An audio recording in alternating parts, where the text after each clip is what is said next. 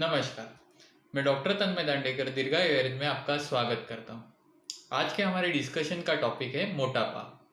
मोटापा क्यों होता है, मोटापे की वजह से शरीर पे क्या असर होता है और मोटापा कम करने के लिए हमें क्या करना चाहिए, इसके बारे में आज हम जानकारी लेंगे। तो मोटापा क्यों होता है? शरीर के एनर्जी के आउटपुट से ज़्यादा अगर शरीर के एनर्जी का इनपुट रहेगा, मतलब जितना हम खर्च करते हैं उससे ज़्यादा अगर हम खा लेते हैं तो मोटापा हो सकता है। तो मोटापे के कारण क्या क्या है?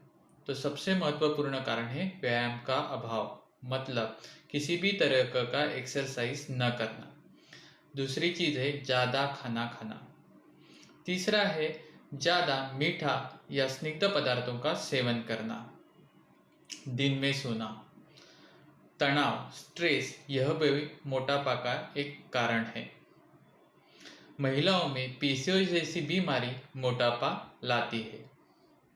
तो मोटापे के लक्षण क्या है?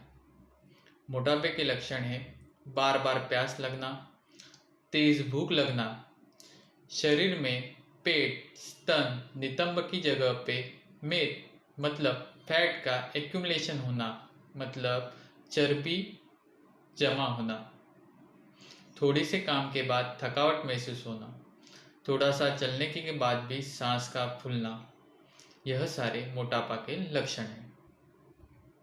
तो मोटापे की वजह से शरीर पे क्या क्या असर होते हैं?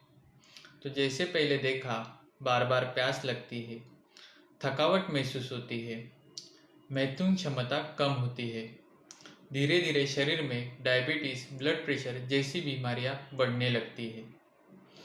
घुटनों में शरीर का भार ज़्यादा होने की वजह से प्रेशर बन जाता है और धीरे धीरे संधिवात जैसी बीमारियां शरीर में घर करने लगती है। कमर का दर्द, पाँव भारी होना, पाँव में झुंझुनाहट होना जैसी बीमारियां शरीर में हो सकती है। पीसीओएस की वजह से महिलाओं में वंध्यत्व, महीने का ठीक तरह से न आना, वक्त पे न आना जैसी बीमारियां हो सकती है। अब ये कम करने के लिए हमें क्या करना चाहिए? तो हमें शरीर का इनपुट शरीर के आउटपुट से कम करना चाहिए। तो उसके लिए हमें डाइट, एक्सरसाइज मेंटेन करना चाहिए। खाने में हमें शहद, गर्म पानी, गाय का दूध, घी और छाछ जैसी चीज़ों का प्रयोग करना चाहिए।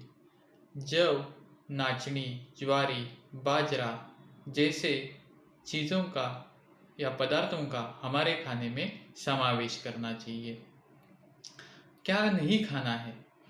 मीठी चीज़ें, मांसाहार, दही, ज़्यादा तली हुई चीज़ों को अपने आहार में समावेश नहीं करना है।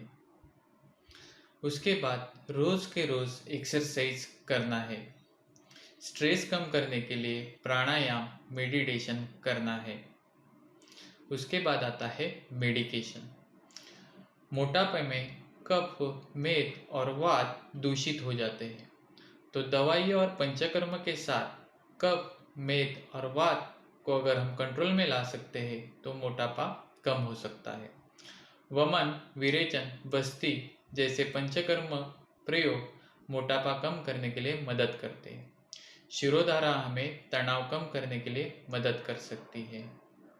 अलग अलग तरीके के आसवारिष्ट मेद का शरीर में जमना कम कर देते हैं। शरीर का मेटाबॉलिज्म बढ़ने की वजह से आउटपुट बढ़ जाता है और मोटापा कम हो जाता है।